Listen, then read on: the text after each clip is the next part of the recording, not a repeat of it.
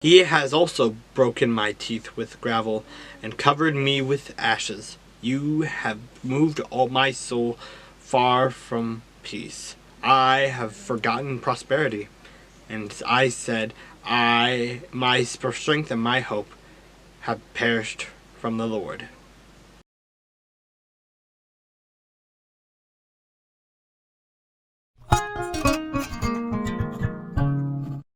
Now when the queen of Sheba heard of the fame of Solomon concerning the name of the Lord, she came to test him with hard questions. She came to Jerusalem with a great retinue, with camels that bore spices, very much gold and precious stones. And when she came to Solomon, she spoke with him about all that was in her heart. So Solomon answered all her questions. There was nothing so difficult for the king, and he could not explain it to her.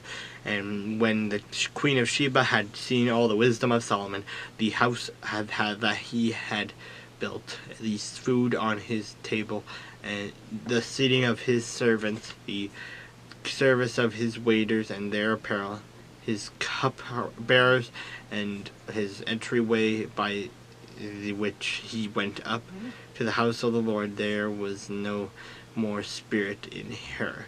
Then she said to the king, "It was a true report which I heard in my own land about your words and your wisdom. However, I did not believe the words until it came and saw with my own eyes, and indeed the half was not told me.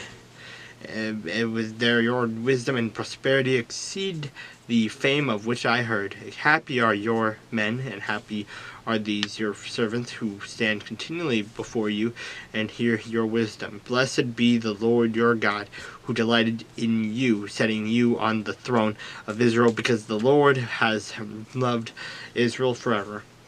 Therefore he made you king to do justice and righteousness."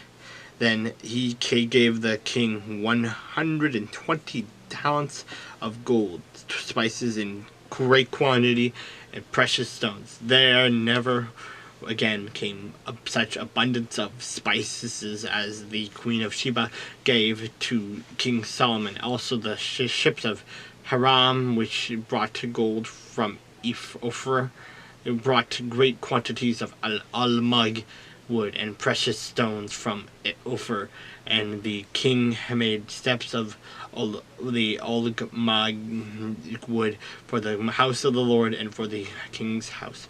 Also harps and strings instruments for singers. There never again came such almug wood, nor has the like been seen to this day. Now King Solomon gave the queen of Sheba all she desired, whatever she asked, beside that what Solomon had given her according to the royal generosity. So she turned and went to her own country, she and her servants. The weight of gold that came to Solomon yearly was 666 talents of gold. Besides that, from the traveling merchants, from the income of traders, from all the kings of Arabia, and from the governors of the country, and King Solomon had made 200 large shields of hammered gold. 600 shekels of gold went into each shield. He also made 300 shields of hammered gold. 3 minas of gold went into each shield, and the king put them in the house of the forest of Lebanon. Moreover, the king made a great throne of ivory and overlaid it with pure gold. The throne had 6 steps, and the top of the throne was round at the back. There were armrests on either side of the place of the seat. 2 lions stood beside the armrest. 12 lions stood there, one on each side of the 6 steps. Nothing like this had been made for any other kingdom. All King Solomon's drinking vessels were gold, and all the vessels of the house of the forest of Lebanon were pure gold.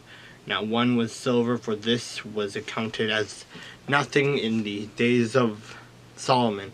For the king had merchant ships at sea with the fleet of Hiram. Once every 3 years, the merchant ships had came bringing gold, silver, ivory, apes, and monkeys. So King Solomon surpassed all the kings of the earth in riches and wisdom.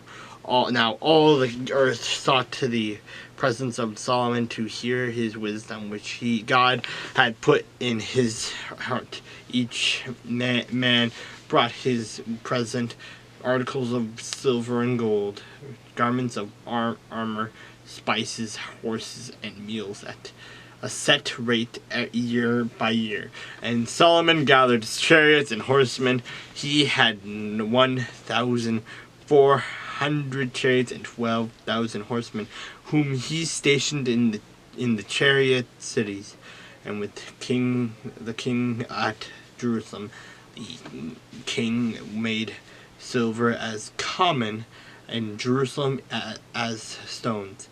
And he made cedar trees as abundant as the sycamores which are in the lowland.